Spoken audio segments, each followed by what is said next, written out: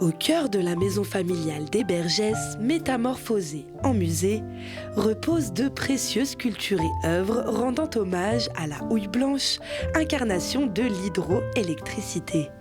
Plongés dans un décor des années 1900, pensé par la famille elle-même, les visiteurs sont conviés à revivre l'épopée industrielle et artistique des Bergès à travers un parcours immersif.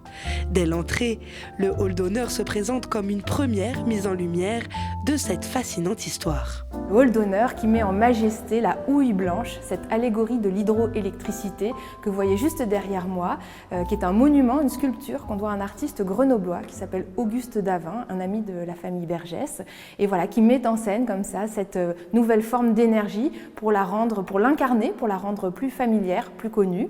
Aristide Bergès, fils de papetier, a choisi de s'établir à Lancette dans les Alpes pour exploiter les ressources hydrauliques de la montagne et produire de la pâte à papier.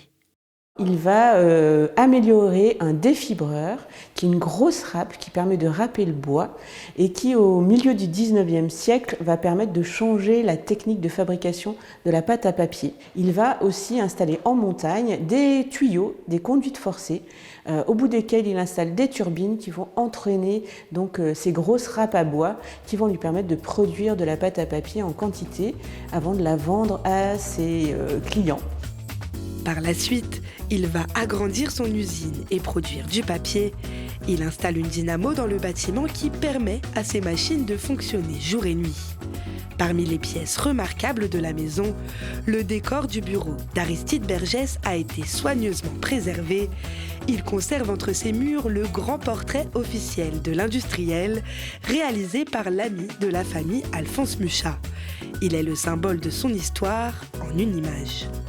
On voit Aristide Bergès qui est accoudé sur une conduite forcée, pour rappeler l'importance de ces aménagements hydrauliques sur le massif de Beldonne. Il est entouré et regardé très amoureusement par la houille blanche, l'allégorie de l'eau, de l'hydroélectricité. Je dis amoureusement parce que ce sont les traits de sa femme, Marie Bergès, qui ont été donnés ici à la houille blanche. Et puis tout au sommet de cette image, vous voyez les 3 grands pics de Beldonne. C'est une histoire qui se déroule ici dans les Alpes, une histoire d'eau, une histoire d'industrie. À l'arrière-plan, vous verrez aussi les papeteries pour lesquelles toute cette énergie a été développée, les papeteries de Lancé qui brillent de mille feux, elles sont modernes, elles sont éclairées à l'électricité.